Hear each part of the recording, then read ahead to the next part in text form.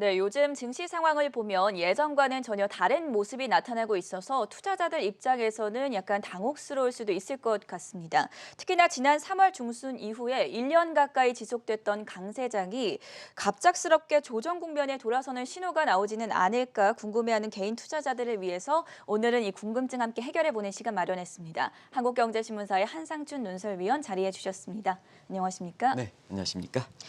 자, 위원님, 오랜만에 미국 증시가 국채 금리에 의해서 좌우되는 움직임이 나타나고 있습니다. 오늘 증시는 어디에서 재료를 찾아볼 수 있겠습니까? 네, 여러 가지 새로운 변화가 되죠. 네. 궁금증이 상당히 많고 정전의 이론이라든가 이렇게 관습이라든가 규범에 이렇게 벗어나는 이러한 증시 흐름들이 상당히 많은데요. 오늘은 아마 시청자분께서 지난 3월 중순에 줄기차게 주가가 올라가다가 새로운 조짐에 대한 궁금증이 이렇게 저에게 문의왔던 사항들의 한 13가지 중에서 그중에 7가지만 추려서 좀 말씀드리겠습니다. 오늘 미국 증시는 국채금리 모습에서 좌우됐죠. 그래서 국채금리가 안정세를 찾으면서 오늘 막판에 다우지수가 소폭 마감되긴 했지만 하락되긴 했지만 전체로 미국 증시는 지금 트럼프 대통령의 탄핵 소추라든가 이런 게 아주 긴박한 상황에 전개되는 점을 감안해 볼 때 전체적으로 지수 자체가 하락됐다 하더라도 다우지수가 전체적으로 안정세는 모습을 보였다 이렇게 보였습니다. 일단 가장 관심이 10년 미국의 국채 금리죠. 작년에 8월 4일날 0.5에서 오늘은 1.10 정도로 해서 사실 이 추세를 보면 2배 정도 이렇게 높아졌죠. 그래서 국채 금리가 이렇게 상승하는 것이 지금 지난주부터 이 방송을 통해서 이렇게 주목하실 필요가 있다 하는데요. 이게 이제 아주 공식화됐어요. 지난주에 처음 제기했다가 이것이 공식화되는 분위기인데요. 월가도 미국의 국채금리 이 모습이 좀 가장 관심인데요. 어제는 장중한째 1.18 정도로 되다가 오늘 1.10 정도로 떨어지는 관계로 네. 전체로 증시가 안정을 찾고 있다 이렇게 보겠습니다. 그러면 오늘 국채금리가 이렇게 하락됐는데 이것이 추세적으로 안정될까? 그래서 유동성 장세는 지속될까? 나중에 좀 말씀드리겠습니다는 대규모 경기 부양책 바이든 정부 그다음에 기대 인플레를 감안해 볼 때 상승 요인도 아직도 많다 이렇게 보겠습니다. 그래서 국채금리의 하락폭에 비해서 미국의 주가가 3대 지수별로 혼재세를 보인 게 바로 그런 측면이다 하는 걸 말씀드리고요. 국채금리와 관련해서 가장 중요한 것이 26일 날 바이든 정부 이렇게 출범 이후에 네. FOMC 회의가 있죠. 그리고 우리도 내일 금통위가 있습니다는 아무래도 이렇게 시장 금리가 올라가는 것은 그동안 코로나19의 유동성이 많이 풀린 점을 감안해 볼 때 테이퍼링이 되는 게 아니냐, 테이퍼링, 금융의 긴축이 되는 게 아니냐 하는데요. 지금 FOMC의 올해 첫 회의를 앞두고 여러 가지 파월 의장이라든가 여러 가지 지방의 연준의 총재께서 좀 네. 증언이 잇따르고 있는데요. 대체로 보면 테이퍼링 언급은 하지 않을 거로 이렇게 보고 있습니다. 미국 시간은 오늘 파월 의장의 이렇게 강연에서 파월 의장의 강연에서 이 테이퍼링 문제는 언급하지 않는다 하는 것을 시청자들께 말씀드리겠습니다. 그리고 관심이 되는 게 트럼프의 지금 한국경제TV에서 요즘 우리 정계석에서 굉장히 좀 이렇게 방송하기가 힘들 것 같아요. 여러 가지 변수도 네. 그렇고 지금 이 시간에도 트럼프 그렇죠. 대통령의 탄핵 소추에 대한 의결 이 지금 문제가 투표가 진행이 되고 있습니다. 그렇습니다. 그래서 CNN이든가 이런 게 생중계로 될 만큼 굉장히 지금 이렇게 가장 세계적으로 이슈가 이렇게 되고 있는데요. 오히려 지금까지 나타난 거 보면 공화당 하원 의원에 지금 하원에서 탄핵 소추가 되니까 네. 의원의 반란이 나타나는 것 같습니다. 오히려 큰 반란이 나타나고 있습니다. 그래서 우리도 이제 어제 말씀드렸습니다는 우리가 탄핵 절차서로 보면 탄핵에 대해 조사 거기에 대해서 탄핵에 대해서 의결하고 소추에 대해서 하원까지 의결하면 결정은 상원에서 한다는 걸 말씀드렸었는데요. 하원에서 탄핵 소추까지는 결정되지 않겠느냐.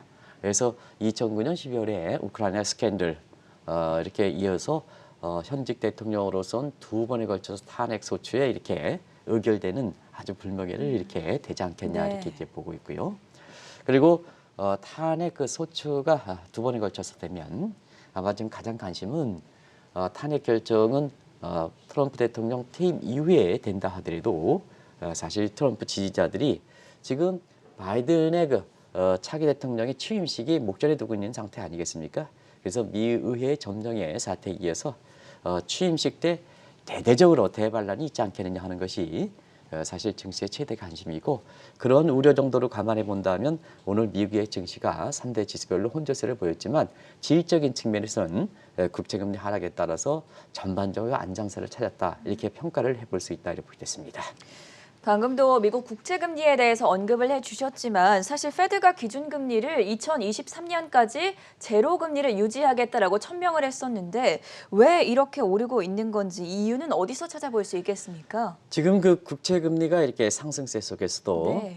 각 연준의 이렇게 지방은행 총재라든가 지역 연준 총재라든가 이런 쪽에선 전혀 미국의 테이퍼링에 대해서 언급을 하지 않고 있는데요. 이 방침은 언급하지 않는다면 작년에 미국 시간으로 3월 3일 날 임시회에서 가져가고 있던 통화정책 기조가 그대로 유지하고 있다는 얘기입니다. 네. 그러면 그때 당시에 통화정책 기조를 보면 시청자분도 아시겠습니다는 기준금리를 2023년 말까지 이렇게 유지하겠다, 이렇게 이제 알고 계실 거로 이렇게 봅니다. 그런데 이렇게 기준금리가 이렇게 2023년까지 이렇게 유지하겠다, 제로 상태를 유지하겠다 하더라도 왜 이렇게 시장금리는 올라갈까 하는 이 측면에서 많은 시청자분이 궁금증을 갖고 있으신 거로 이렇게 알고 있습니다. 왜 그러냐면 한 나라의 금리 체결에 인트리시 시스템이 있거든요. 그래서 기준금리가 내리면 시장금리도 떨어지고, 기준금리가 올라가면 시장금리가 올라가고, 그다음에 투자하는 입장에서는 기준금리는 손해 보이지 않는 금리거든요. 우리가 기준금리지만 사실 시장금리가 손해 보이는 금리거든요. 그래서 소비라든가 투자 같은 경우에는 사실 시장금리가 기준금리에 따라서 오르냐 내리냐, 이 시장금리에서 영향을 받거든요. 네. 그래서 실질적으로 보면은 이 시장금리가 이렇게 기준금리에 페드의 의향에도 불구하고 왜 이렇게 오를까 하는 측면에서는 보통 시장은 이렇게 마켓 그 자체로 마켓이죠. 마켓에서 프라이스, 금리라는 그 프라이스는 두 가지 요인에서 결정되죠. 하나는 수급, 채권 수급, 그 다음에 기대 인플레이션. 왜냐하면 시장금리는 명목금리이기 때문에 기대 인플레이션에 의해서 결정된다. 이렇게 좀 보시면 감이 이렇게 빠르신 시청자분께서는 아마 이 채권 수급상의 문제라든가 기대 인플레를 따져서 기준금리가 이렇게 제로 상태 유지하더라도 지금 시장금리가 작년 8월 4일에 대해서 2배 이상 이렇게 올라가는 것은 잘 아실 거로 생각합니다. 오늘도 미국의 재정적자 회계연도 재정적자가 나왔습니다는 트럼프 대통령이 아주 막 썼죠. 그래가지고 재정적자가 이렇게 급증한 모습이 이렇게 재정 통계가 나왔었는데 우리도 모두에 이렇게 나왔었죠. 근데 그 문제에 있어서는 대규모 부양책을 발행한다. 이미 재정적자라든가 국가 채무가 굉장히 위험 수준에 있는 상태에서, 그러면 바이든 정부가 대규모 국채를 바로 미국 시간으로 오늘 이렇게 발표할 거로 보이는데요. 그러면 적자 국채 발행이 늘죠. 그럼 채권 수급 상에서는 시장에 채권의 공급이 늘어나겠죠. 네. 그럼 채권 공급이 늘어나면 채권 가격은 떨어지게 떨어지죠. 되고 반대 관계는 시장 금리는 올라간다. 요 요인이 가장 크다 하는 걸 말씀드리고요. 누누이 말씀드리는 시진핑의 미국의 보유국채를 지금 유통시장에서 팔아제끼고 있거든요. 네. 그러면 발행 시장에서 채권 공급 물량이 많은 게 함께 유통시장에서는 중국이 이렇게 보유국채를 장기적으로는 8천억, 지금 많이 줄어서 1조 이렇게 달러 정도 되는데요. 이걸 8천억 달러까지 줄이겠다 하면 그만큼 유통시장에서 채권 공급 물량이 많이 나온다는 것은 발행시장에서 적자 국채가 발행하는 것과 마찬가지로 공급 물량이 증대되고, 그 다음에 채권 가격 떨어지고 금리가 이렇게 올라가는 거다. 그래서 작년 8월 4일 대비해서 지금 채권 금리가 0.5에서 1.10 정도로 비교적 빨리 올라가는 것은 그 수급 요인이 가장 크다 이렇게 보시겠습니다. 두 번째는 기대 인플레이션이죠. 지금 페드가 무제한 중앙은행을 포기했다 이렇게 할 정도로 무제한 통화 공급 원칙을 취하고 있지 않습니까? 그러면 경기라든가 증시가 조금 살아나면 자연스럽게 물가가 실질적으로 올라가지 않는다 하더라도 기대 인플레이션은 올라갈 수밖에 없습니다. 오늘 그 CPI가 발표됐는데요. 항상 CPI에 대해서는 전월비 방식입니다. 네. 그래서 0.4% 나오죠. 월가 예상치를 부합됐다. 물가가 지독히 안정돼 있다. 왜 그러냐? 페드의 물가가 2%가 목표선이기 때문에 그렇게 이제 해석하는 시각인데 이건 상당히 잘못되어 있습니다. 왜냐하면 우리가 이제 작년 12월이니까 작년 12월 대비해서 그 선이 목표선에 도달하느냐 이게 중요하거든요. 예. 0.4니까 어떤 전문가가 이렇게 나와가지고 2%에 비해서 아주 낮다 이렇게 얘기하는데 그건 잘못됐다는 걸 말씀드려요. 그건 전월비 방식이 되는데 자 월가 입장에서 이렇게 보면 근원물가의 PCI 같은 경우는 작년 12월에 대비해서 1.7% 정도 이렇게 되다 보니까 거의 2%에 도달한 상황이거든요. 그것이 바로 채권의 시장 금리를 끌어올리는 배경이다 하는 걸 말씀드리겠습니다. 그래서 최근에 이렇게 시장 금리가 올라가면 기준금리 올라가지 않겠느냐. 시장 금리가 올라가면 기준금리 올라가는데 요 페드 회의가 26일 날 목전에 두고 있는 상태거든요. 예. 목전에 두고 있는 상태이기 때문에 사실상 테이퍼링 문제가 이렇게 되거든요. 테이퍼링 문제가 아시겠습니다는 코로나가 금융위기보다 더 강한 양적 완화를 추진했는데요. 금융위에 테이퍼링에 대해서 처음 언급했을 때가 2013년 당시에 의장이었던 벤 버냉키입니다. 근데 그 벤 버냉키 이렇게 전 의장이 테이퍼링 언급할 때 미국의 주가가 많이 떨어졌으니까 그때 당시에 시그마 이펙트 악몽이 되살아나지 않겠느냐 하는 측면에서 월가가 최대 관심이 되고 있다 하는 것을 말씀드리겠는데요. 사실상 지금 상태에서는 페드가 테이퍼링에 대해서 이렇게 시장이 실물 경제 여건이 이렇게 많이 올라오지 않는 상태에서 테이퍼링은 이렇게 섣부르게 가져가지는 않는다 하는 것을 말씀드리겠습니다. 이 문제는 그렇게 크게 우려할 바가 이렇게 시청자분께서 궁금하시게 생각하는 거는 네. 그렇게 궁금할 바가 없다 하는 것을 말씀드리겠습니다.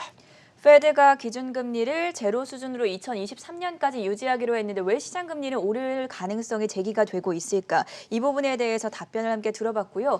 지금 이 시간 미국 현지에서는 지금 하원에서 탄핵 소추와 관련된 표결이 진행이 되고 있습니다. 미국 주가가 이런 정치적 혼란과 블루 웨이브에도 계속해서 오르는 이유, 여기에 대한 궁금증은 어떻게 답변을 들어볼 수 있겠습니까? 사실 그 현직 대통령과 차기 대통령의 갈등 아닙니까? 네. 정적 문제도 굉장히 대혼란이거든요. 그렇죠. 사실 그 미국의 그 의회의 상징인 민주주의, 그 다음에 경제적 시장 경제, 월가의 자본주의, 미국의 3대 이렇게 상징이 무너지고 있다. 할 만큼 굉장히 큰 이슈거든요. 네. 그리고 블루웨이브도 달성됐습니다. 물론 정치적 혼란이 되는 데는 블루웨이브가 달성됐던 측면도 가는데요. 많은 사람이 그런 의문을 제기할 겁니다. 또 어제 시청자분께서도 그런 의문을 제기했는데요. 이 문제는 아마 말씀드렸습니다. 자, 정치적 혼란이고 그다음에 블루웨이브 달성했는데 자, 블루웨이브 달성하면 법인세 인상하지 않느냐, 반독점 규제 강화하지 않느냐. 대부분 전문가들이 주가가 떨어질 거로 이렇게 봤거든요. 달러도 하락될 거로 이렇게 봤는데요. 실제로 보면 주가가 비교적 안정적 모습을 보이고 있습니다. 최소한 그네들이 얘기하는 것처럼 주가가 떨어지지 않고 그다음에 달러 가치가 하락하는 게 아니라 이렇게 달러 가치가 의외로 강세가 되면서 원달러 환율도 블루웨이브 전에 1,080원대 붕괴했던 것이 지금 1,100원 바짝 다가서고 있습니다. 네. 이것이 그 시청자분의 궁금한 사항으로 이렇게 생각하는데요. 이 문제는 한번 말씀드렸습니다. 트럼프의 정치적 혼란은 이게 시작이냐? 시작이면 전문가들의 시각대로 주가가 떨어지는 이런 모습이 됩니다는 이게 사실상 월가에서 마무리 국면이 아니냐 하는 이 측면에서 사실 그때 당시에 BBC에서도 미 의회 점령할 때 그 의회 점령을 계기로 해서 뭐든지 마지막에 떠나는 모습을 잘 보여줘야 되거든요. 남녀 간의 연애도 사실 떠나갈 때 굉장히 잘 이렇게 인상 깊게 해야 나중에 좋은 추억으로 남는 거 아니겠습니까? 네. 근데 이제 전 앵커께서는 연애를 안 해보신지 그에 대해서 이렇게 별 반응을 보이지 않은데요. 뭐든지 떠나갈 때, 그래서 미국의 정치에서는 굉장히 떠나갈 때 전직 대통령에 대해서 굉장히 국민들이 박수 쳐주는 모습이 민주주의 아름다운 모습이었습니다. 그렇죠. 그럼에도 불구하고 사실 그 전직 현 대통령이 미 의회에 점령하는 있을 수 없는 이런 지지자를 주도했던 이런 점을 감안해 볼 때 BBC 방송에서는 오히려 퇴임하는 대통령에 대해서 굉장히 존경하는 게 아니라 프레지던트를 대통령을 미스터라고 이렇게 표현했거든요. 네. 근데 일부 국민은 미스터도 이거 써지 말아야 된다. 그러니까 미스터 트럼프를 하지 말고 그냥 트럼프 이렇게 얘기하자 하는 쪽으로 굉장히 했던 것이 지금의 정책 혼란 문제다 이렇게 보셨습니다. 또 한 가지는 블루웨이브가 되도록 주가 떨어지고 그다음에 달러 가치가 떨어진다. 이런 측면에서 법인세 인상이라든가 그다음에 반독점 규제도 늘 말씀드린다는 바이든 대통령은 모든 경제정책의 각종 제도 개선은 경기가 회복돼야 된다 하는 것을 전제 조건으로 깔고 있다 하는 것을 말씀드리겠습니다.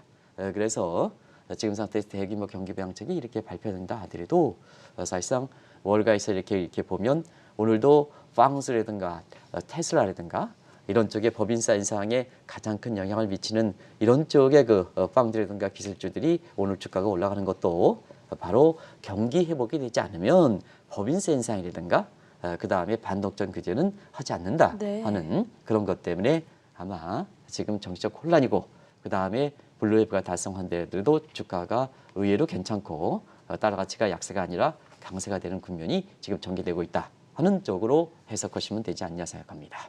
두 번째 궁금증을 해결해 봤고요. 세 번째 궁금증 넘어가 보도록 하겠습니다. 코로나19 사태 이후에 우리 경제가 마이너스 성장률 국면으로 추락했음에도 불구하고 한국 증시가 유독 돋보이게 독보적으로 올랐습니다. 이 부분은 어떻게 해석해 볼 수 있을까요? 네, 코로나 이후에 작년 3월 18일 날 한국의 코스피 지수가 1,457이었거든요. 네. 지금 3,000포인트 넘지 않습니까? 그렇죠. 코스닥은 지어드려도 코스피 같은 경우, 코스닥은 더 올랐죠. 그때를 따진다면. 코스피 같은 경우는 지금 이제 탄핵 통과가 유력하다 이렇게 나오네요. 네. 속보가 아마 한국경제TV에서 아주 발빠르게 그때마다 전해주시는 것 같습니다. 그래서 그때마다 언급을 한번 해드리겠습니다. 작년 코로나 이렇게 직후에 우리 3월 19일 날 우리 주가가 1,457에서 지금 3,000 넘었기 때문에 사실상 가장 이렇게 신천지 국면을 좀 가고 있다 이렇게 보시겠습니다. 그리고 올해 신축년 들어서도 사실은 올해 작년에 다른 것은 올해는 국별로 차별의 양상이 많이 이렇게 보이고 있다. 그런 과정에서 한국 증시가 가장 많이 오르고 있는데요. 문제는 작년에 코로나 이후에 한국의 경제 성장률이 지금 작년 성장률인데요. 원래 GDP 발표는 한국은행에서 발표하는데요. 왜 또 이제 현 정부가 발표하는지 모르겠습니다. 이 통계 발표는 이렇게 본래 주무부에서 발표하는 게 좋거든요. 근데 이제 어제 우리 그 정부가 우리 경제 성장률을 급해서 그런지 10년 만에 한국은행 발표에도 불구하고 발표 전에도 마이너스 1.1%에서 10년 만에 추락했다 이렇게 보셨습니다. 그렇다 본다면 여러 가지 요인이 있습니다는 시청자분께서는 자, 주가라는 건 경제 시스템에 반영하는 얼굴인데 우리 경제 성장률이 10년 만에 마이너스 1.1% 추락했는데 자, 세계적으로 가장 돋보일까 하는 이 측면에서는 자, 주식은 항상 뭐냐? 항상 미래에 대한 투자다 이렇게 보셨습니다. 1.1%의 마이너스 성장은 작년 것이다 이렇게 보셨습니다. 네. 근데 투자는 미래 것이다 이렇게 보셨습니다. 그래서 코로나 직후 이후에 우리 국민의 자발적 협조에 의해서 방역선 나중에는 뭐 현 정부가 백신 문제라든가 이게 잘해서 잘못해서 이게 이렇게 신뢰가 이렇게 그 좋았던 신뢰가 추락하는 계기가 됐습니다는 어쨌든 우리 국민의 초기 단계 자발적 협조로 인해서 사실상 그 방역 선진국이라는 이러한 국가적 위상에 증대하는 문제, 그 다음에 유동성 공급 문제. 우리는 중앙은행이 한국은행이 잘했던 것보다도 재정 부분에서 공급 증대 이런 측면에서 유동성 장세 측면이 있고, 그 다음에 자본의 이동이 제한되긴 했지만 그래도 이렇게 우리보다 더 많이 풀었던 지역에서 외국인 자본이 작년 미 대선 이후에 지금 부분적으로 돌아가긴 그 전에는 이제 매도했습니다는. 네. 그리고 동학개미 역할이 상당히 컸다 이렇게 볼 수 있습니다. 이미 벌써 가반 충족이 나왔네요. 그렇죠. 미국 하원에서 지금 트럼프 대통령 탄핵안이 통과가 됐다라는 속보 소식이 전해졌습니다. 오늘 투표가 계속 진행이 되고 있었고 사실 하원 쪽은 이미 민주당이 다수를 차지하고 있는 만큼 통과가 유력시 됐었는데 방금 전에 들어온 속보 소식에 의하면 결국에는 통과가 됐다는 점 전해드리도록 하겠고요. 계속해서 이야기해볼까요? 네. 가반수 충족뿐만 아니라 가반수를 얼만큼 뛰어나느냐. 네. 이제는 공화당에 이렇게 이탈표도 반란표가 나오고요. 얼만큼 나오느냐 이게 그렇죠. 더 관심이 될 것 같아요.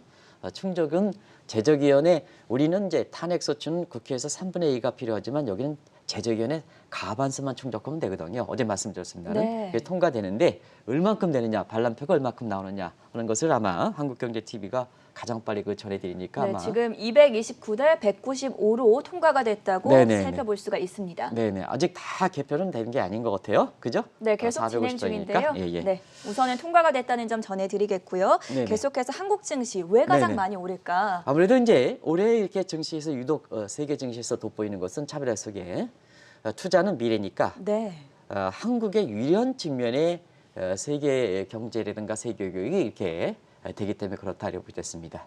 자, 그러면 올해 폴스 코로나 바이든 정부 원년이라 그러죠. 그러면 바이든 정부 폴스 코로나 원년이라 하면 이게 지금의 증시에서 가장 큰 줄기거든요. 그러면 바이든은 트럼프와 어떤 차이가 있느냐 하는 것을 보면 바이든은 트럼프의 이기주의, 국수주의 이런 것보다는 다자 채널에 복귀한다. 그러면 다자 채널에 복귀하면 자 세계 교역이 증가하지 않겠습니까? 그래서 일전에 한번 말씀드린 0.5%포인트. 이건 세계 교역입니다. 세계 성장이 아니고 그다음에 코로나 백신이 지금 촉촉 상용화되고 있는데요. 그러면 사람의 이동과 상품의 이동과 자본의 이동 격리됐던 것이 어쨌거나 붙게 되거든요. 네. 그러면 상품이 이동이 자유로워진다면 세계 교역이 증가한다. 이런 측면이기 때문에 올해의 세계 경제 바이든 정부 시대의 포스트 코로나의 원년에 올해 세계 경제 보면 세계 교역을 바탕으로 세계 경제가 회복된다는 얘기거든요. 이게 이제 중요한 겁니다. 세계 교역을 바탕으로 세계 경제가 성장된다. 그러면 수출 비중이 높은 국가들이 아무래도 그 유력했죠. 그런 측면에서 중국이 올해 성장률이 8% 간다. 그래서 사실상 그 코로나 직전보다 더 뛰어넘을 것이다 해서 중국 주식에 대해서 좀 주목하실 필요가 있다 하는 것도 바로 그런 측면이고요. 네. 그다음에 한국도 종전에 비해서는 수출 지향적 국가가 이렇게 비중이 줄어들긴 했지만 여전히 수출 지향적이고 가장 잘 나가는 중국에 대해서 수출 비중이 많거든요. 25%. 그리고 중국이 쌍순환 전략 이런 쪽에 홍색꽃 내수 위주다 보니까 중국의 성장률이 8%다 가더라도 물론 사드레치라든가 북한 문제에서 규제 문제가 있긴 하지만 시진핑이 그런 문제 풀어간다 하는 측면에서는 내수 위주의 문제는 단순히 성장률이 극복하는 것 이외에 한국의 수출을 더 증대시키는 이런 측면이거든요. 그러다 보니까 그런 측면이 아마 우리 내부보다도 이전에 한번 말씀드렸죠. 세계적으로 보면 한국 주식을 추천하는 배경이 되는 거거든요. 우리가 그렇습니다. 우리 내부에서는 지금 가치에서 서로가 뭐냐 아비스타라 이렇게 얘기한 만큼 갈게 찢어지고 우리 경제에서 비관적으로 보는 시각들이 많습니다는 해외에서는 유독 한국 증시를 주목한다 네. 하는 것이 바로 올해 세계 교역을 바탕으로 해서 세계 경제 회복되니까 수출 지향적인 상징국에 해당되는 중국과 한국이 좀 부각되지 않겠냐 하는 측면에서 지금 우리 경제 성장률은 작년에 10년 만에 마이너스로 이렇게 떨어지긴 했습니다는 사실 우리 주가가 유독 세계에서 이렇게 돋보이는 그러한 그 모습이다. 아마 그와 관련해서 궁금증이 아마 푸셨을 거로 생각됩니다. 위원님 말씀과 좀 결을 같이 하는 부분인데 오늘 글로벌 이슈 투데이에서 홍성진 외신캐스터가 JP모건이 한국 주식과 중국 주식에 대해서 긍정적인 투자 의견을 제시한 점도 함께 전해드린 바가 있으니까 참고해 보셨으면 좋겠고요. 코스피 지수가 3천 시대를 맞이하기는 했지만 동시에 공포 지수도 올라갔습니다. 그만큼 우리나라 이제 개인 투자자분들이 불안감이 크지 않을까 싶은데 이 부분은 어떻게 보십니까? 우리가 이제 코스피 변동폭 가지고 하는 우리나라의 그 공포 지수 보면 네. 대체로 과거 모습 또 일반적으로 위험 자산이니까 사실 이렇게 코스피가 3,000포인트 시대에 된다. 그러면 많은 사람이 대세 상승장이다 이렇게 하면 공포지수는 떨어져야 되지 않습니까? 그렇죠. 근데 이제 이례적인 것은 폭락적인 공포지수가 올라간다 생각하는데요. 오히려 대세 상승장이다 이렇게 많은 전문가들이 얘기하는데도 불구하고 공포지수가 사실 이렇게 35 내로 굉장히 많이 올라가고 있는데요. 결국 코스피 3천 시대에 공포지수도 똑같이 올라간다는 얘기입니다.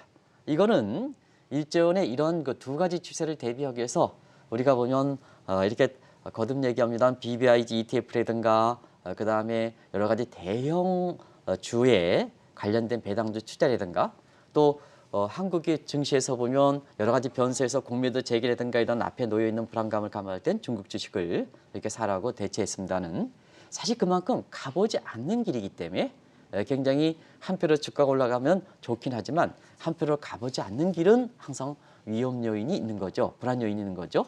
그래서 코스피 지수가 3천에 이렇게 돌파했습니다는 자 그러한 것을 반영해서 일일 상승폭도 한때는 그 120포인트 넘었고 변동폭도 170포인트 넘었고 그다음에 이렇게 어제도 변동폭이 좀 네. 사실 줄긴 했습니다는 계속해서 확대되는 그것이 바로 코스피 3천 시대 공포지수가 똑같이 올라가는 이런 그 배경이 되겠죠.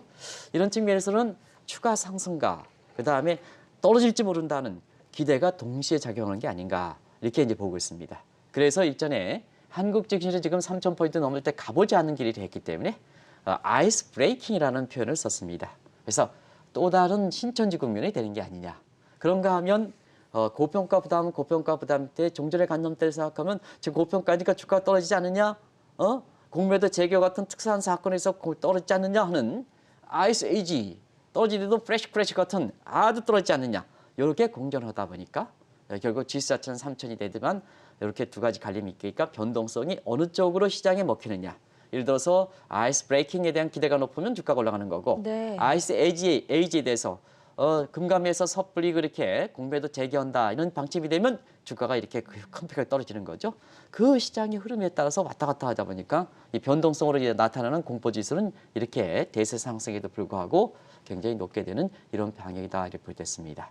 그래서 가보지 않는 길에 대한 기대와 그다음에 불안의 공존하는 속에 3,000포인트를 이렇게 기록했습니다. 이건 우리 경제 입장에서 성과 아닙니까? 굉장히 큰 성과입니다. 어쨌거나 우리 증시 발전이 되고 이게 어쨌거나 우리 주가가 우리 경제가 그만큼 이렇게 위상이 높아진다는 거 아니겠습니까? 네. 그렇게 해서 좋은 점이지만 다른 한편에 있어서는 가보지 않는 길이기 때문에 이렇게 공포지수도 이렇게 함께 올라간다 이렇게 보시면 되겠습니다. 상승장임에도 불구하고 공포지수는 왜 같이 올라갈까 궁금증 네 번째 함께 확인해봤고요. 가치주와 성장주를 사실 많은 증시 전문가들이 비교를 하는데 구별을 하는데 최근 우리 증시는 다른 움직임을 보이고 있습니다. 이 궁금증은 어떻게 답변을 들어보면 좋겠습니까? 오늘도 이제 서상임 팀장께서 가치주 성장주 이렇게 얘기했는데요. 네. 지금은 사실 PER이든가 PBR 같은 기업들의 실적이 사실 적정 주가를 평가할 때 테슬라 주가라든가 이런 거 보면 설명되지 않거든요. 그렇죠. 그래서 뭐가 가치주냐, 뭐가 이렇게 성장주냐 이 구별이 이렇게 임의적으로 구별하는 것이 이게 의미가 있겠느냐 하는 측면에서 이 방송을 통해서도 한번 며칠에 걸쳐서 가치주와 성장주 구별이 의미가 없다. 지금은 종전의 이론이 통하는 시대가 아니다. 지금 같은 데서는 그런데요. 공교롭게도 월가에서 하워드 막스라는 우리나라의 책 잘 아시죠? 이건 뭐 책해서 일부 증권사에서는 전 직원이 이렇게 읽히도록 했는데요. 하워드 막스가 가치주와 성장주의 구별은 의미가 없다. 해서 어젠가요? 이렇게 나와서 이게 나오고 있습니다. 그래서 하워드 막스가 다시 한번 말씀드리자면 이게 어제 얘기했던 겁니다. 가치주와 성장주 구별이 의미가 없다. 그래서 많은 한국경제TV 나와서도 가치주와 성장주 얘기하는데요. 사실 그런 점에 있어서는 종전의 관념대로 이렇게 가치주와 성장주를 구별하는 뭐가 가치주고 뭐가 성장주냐 한번 보겠습니다. 그래서 자 우리 가치주에서 가장 강점을 갖고 있었던 분이 아마 워렌 버핏이죠. 그렇죠. 근데 이제 최근에 보면 코로나 시대에 최악의 실적이 되고 자꾸 투자에 실패가 되는 측면이죠. 네. 그리고 우리나라의 가치 추가에 뭐 이렇게 대가다 하는 모 증권사의 이 무슨 그 가치 투자의 대사에서 뭐 우리 밸류 투자 한 10년 이렇게 되는 분이 이제 최근에 사실 그 개인적으로는 굉장히 좋아하고 훌륭하고 왠지 소신 있고 그다음에 굉장히 정직한 분이기 때문에 굉장히 좋아하지만 사실은 그 뭐 실력이 떨어져서 그런 것보다는 추세가 바뀌기 때문에 아마 가치주 관련돼서 집중적으로 밸류 펀드를 이렇게 하는 것이 실적이 안 좋아서 또 나름대로 이유가 있는 것으로 알고 있습니다. 어찌됐든 이렇게 자기의 그 소중했던 직장에서 오래 떨어져서 한국 경제 이렇게 신문에서도 그분에 대한 이 한국 증시에 대해서 발전하는 측면을 볼 때는 우리 한국 경제 신문이 아마 유일하게 이렇게 그분에 대해서 이렇게 인터뷰를 크게 했던 거로 네. 이렇게 됐는데요. 어쨌든 그분의 이렇게 코로나 이후의 장세에서 보면 가치주 위주로 했던 것이 성적이 상당히 좀 안 좋게 나왔거든요. 그런 측면에서 자 뭐든지 사회 현상, 경제 현상이라는 건 매일매일 수시로 변동하는 겁니다. 종전의 관념대로 이렇게 얘기해서 가치주니 성장주니 뭐가 가치주고 뭐가 관념입니까? 성장주입니까? 이런 것은 의미가 없다 이렇게 됐습니다. 근데 그분의 입을 통해서도 테슬라 얘기가 많이 나오는 것 같아요. 이 뭐 성장주라 뭐 이렇게 해가지고. 네. 근데 이건 잘못돼 있다 이렇게 보시면 되겠는데요. 우리가 보면 월가에서 보면 지금은 머스크 효과다라는 표현을 쓰고 있습니다. 월가에서. 머스크는 아시겠죠? 테슬라의 그 이렇게 CEO죠. 그렇죠. 그래서 지금은 PER과 PBR, 요 가치주와 성장주를 구별할 때 PER과 PBR이 아마 중요한 잣대 중에 하는 거를 이렇게 알고 있는데요. 이거보다는 PPR과 PDR 지표가 더 미래, 지금의 실적보다는 미래의 이익을 나타낼 수 있는 이런 쪽에 지금 주가 평가 자체가 바뀌다 보니까 종전의 PER과 PBR을 기재해서 뭐가 가치주고 뭐가 성주자 이런 것이 사실상 의미가 없는 이런 상태거든요. 그래서 하워드 막스가 가치주와 성장주 구별은 의미가 없다 하는 이런 측면이고 실제 성과적인 측면에서도 가치 투자를 했던 워렌 버핏이라든가 그다음에 우리나라의 이분들도 성적이 좀 상당히 안 좋은 점을 가버려 볼 땐 사실상 그분의 실력, 그분이 뭐 이렇게 해서 어떻게 실력이 그렇게 바뀌겠습니까? 근데 환경이 바뀌기 때문에 퍼포먼스가 안 나온다는 얘기거든요. 그런 점을 감안해 볼 때 제발 지금 새로운 환경에서 뭐가 가치주고 뭐가 성장자 이 구별은 하지 마십사 하는 것 좀 말씀드리겠습니다.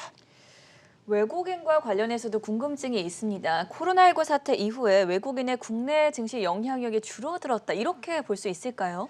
과거 한국 증시의 이렇게 고질적인 단점이 네. 또 한국의 증시뿐만 아니라 외환시장이라든가 금융시장의 단점이 외국인 비중이 높았다. 아, 그래서 한국 금융시장의 고질적 단점이 윈블던 현상이거든요. 네. 그 윈블던 현상은 뭐냐? 영국의 윈블던 테니스대에서 자국 선수인 영국 선수보다 외국 선수가 우승하는 횟수가 높죠. 네. 그래서 국내 금융시장이 한국의 사람이 이렇게 주인이 돼야 되는데 외국 사람의 판치고 외국의 눈에 이렇게 봐야 되거든요.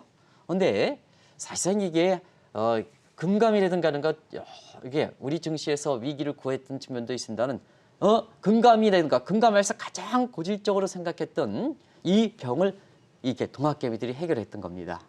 동학개미들이 사실상 코로나 이후에 개인 투자 비중이 높아졌지 않습니까? 자, 삼성전자 보겠습니다. 외국인이 가장 많이 나는 삼성전자. 한국의 외국인에서 판치게 했던 윈블던 현상의 가장 큰 삼성전자 같은 경우에는 지금 동학개미들이 현명하지 않습니까? 삼성전자만 사지 않습니까? 삼성전자 사니까 삼성전자 보유 비중이 동학개미 비중이 외국인 비중보다 높게 되거든요. 그리고 다른 대표 기업들도 SK 하이닉스라든가 우리나라의 KB 국민은행이라든가 이런 데 외국인 비중이 높은데요. 네. 금융은 빼더라도 이렇게 SK 하이닉스라든가 LG 화학이라든가 대표주가 동학개미가 되다 보니까 이렇게 외국인 비중이 굉장히 낮아졌거든요. 그래서 금감이라든가 이런 데선 이런 공매도 문제라든가 이런 거에서 굉장히 신중하게 결정해야 될 것은 단순히 위기에 빠져 있는 한국 증시를 살린 것도 동학개미고 한계 구조적 문제에서 외국인에서 흔들리는 이런 모습도 해결해 주신 분들이 바로 동학개미들입니다. 제가 존칭어를 썼습니다. 동학개미 분이들이다 하는 것을 존칭어로 썼습니다. 저는 이분에 있어서는 동학개미들에 대해서 굉장히 이렇게 사실 한국의 고질적으로 난제에 해당됐던 외국인의 판치는 모습에 영향력을 줄여줬다는 측면에서는 네. 이분들한테 박수를 치겠습니다. 그래서 사실상 지금은 이렇게 외국인의 영향력에 의해서 외국인의 매도들도 주가는 줄기차게 올라가지 않습니까? 그죠? 그래서 그런 측면이 된다. 그게 바로 외환시장에서도 외국인의 유출입에 따라서 과거에는 원달러 환율이 들어올 때는 하락하고 나갈 때는 올라갔었는데요. 지금 원달러 환율 모습 보겠습니다. 외국인의 매도에서 국내 지점 매도 여부와 관계없이 원달러 환율은 사실 미국 측, 한국 측, 중국 측면에서 좌우된다 하는 걸 말씀드리겠습니다. 보다 본질적 문제로 좌우된다. 외국인이 나가고 올라가고에 따라서 환율이 들어오면 하락하고 나가면 올라가는 이런 점에서 패턴이 벗어난다 하는 것을 말씀. 동학개미 역할이 커졌기 때문에 그렇다 하는 것을 꼭 좀 말씀. 특히 정책 당국자 입장에서 좀 아실 필요가 있다는 걸 말씀드리겠습니다. 국내 증시 내에서 외국인에 좌우되는 윈블던 현상이 점점 줄어들고 있다라는 포인트로 정리를 해볼 수가 있을 것 같고요. 요새 이 스마트 개미들, 동학개미 분들이 가장 궁금해하시는 부분이 공매도 재개 문제입니다. 어제는 또 문재인 대통령이 BBIG ETF에 투자한 것을 두고서도 여러 가지 고민들이 깊어질 텐데 이 부분에 대해서는 어떻게 보면 좋겠습니까? 저는 이렇게 문재인 대통령 이렇게 해서 좋을 때는 칭찬하고 나쁠 때는 이렇게 가감없게 비판하는 이런 사람은 많이지 않는데요. BBIG ETF 작년 10월부터 이렇게 네. 이거 강조했지 않습니까? 그렇죠. 그래서 이거 1조 넘었다 이렇게 얘기하고 또 대통령께서도 여기 가입했다 해서 굉장히 이번에는 제 개인적 입장에서는 좀 이렇게 뭐라 할까요? 여기서 또 어떤 표현을 쓸까요? 감회가 새롭다. 네, 그래서 지금 전 앵커의 얘기로 대신하겠습니다. 어찌됐든 지금 상태에서 BBI ETF를 좀 개인적으로는 작년 10월에 가입하셨으면 굉장히 좀 높은 수익이 됐었을 겁니다. 한 70% 수익이 됐지 않지만 공교롭게도 지금 한나라의 최고 통수권자는 아주 이렇게 굉장히 좀 애매모호할 때 이런 행위들이 이렇게 나오면 그만큼 이렇게 시장에서는 이렇게 여러 가지 해석이 나오는 거거든요. 그러다 보니까 이런 해석도 있더라고요. 모 자산운용사의 이렇게 최고 책임자께서 어제 이 소식을 가르쳐 주면서 여러 사람한테 물어봤더니요. 이런 궁금증을 갖고 있더라고요. 자, 이게 여러 가지 문재인 대통령께서는 중요한 사항이 있을 때 부동산 대책이든 뭐든 해서 하나의 이렇게 시그널을 이렇게 던져줬지 않느냐 네. 하는 과정에서 만약에 BBIG ETF에 공매도 재개해서 주가가 하락한다면 대통령께서 가입했던 예를 들어서 이건 시청자의 얘기입니다. BBIG ETF 같은 경우도 손실이 발생하지 않겠느냐. 그렇다면 반대로 해석하면 이 공매도 재개에 대해서 정책 당국에서 이렇게 얘기한 것을 좀 이렇게 좀 이렇게 부정적 시각으로 이렇게 얘기하는 게 아니냐 하는 궁금증을 충분히 발휘할 수가 있거든요.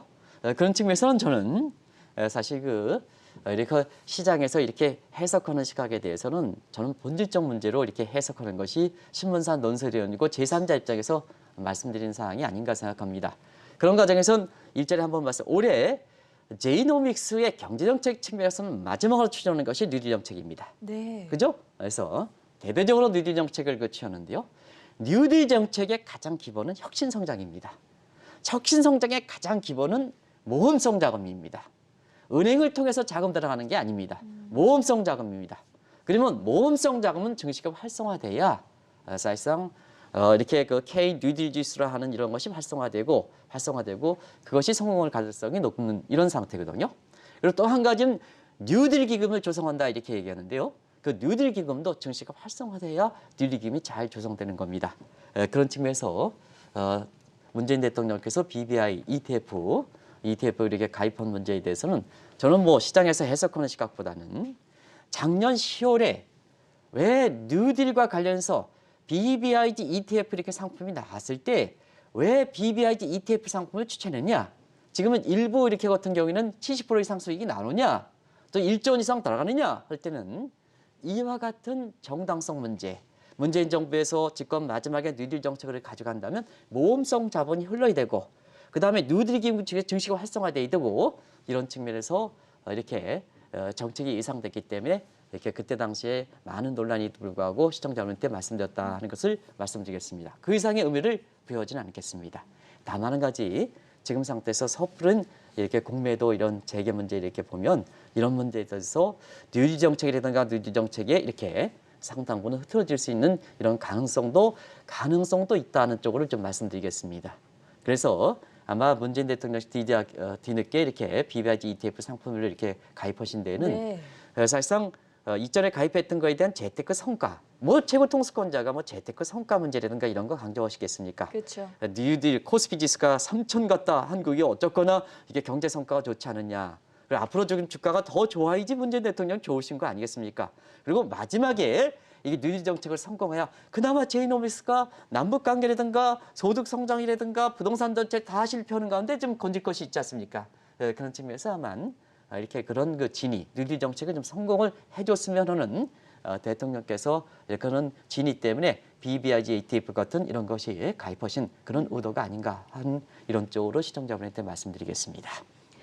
네, 오늘은 국내 개인 투자자들이 가지고 있을 7가지 궁금증에 대해서 해결해보는 시간 함께했고요. 지금까지 한국경제신문사의 한상춘 논설위원이었습니다. 말씀 대단히 고맙습니다. 네, 고맙습니다.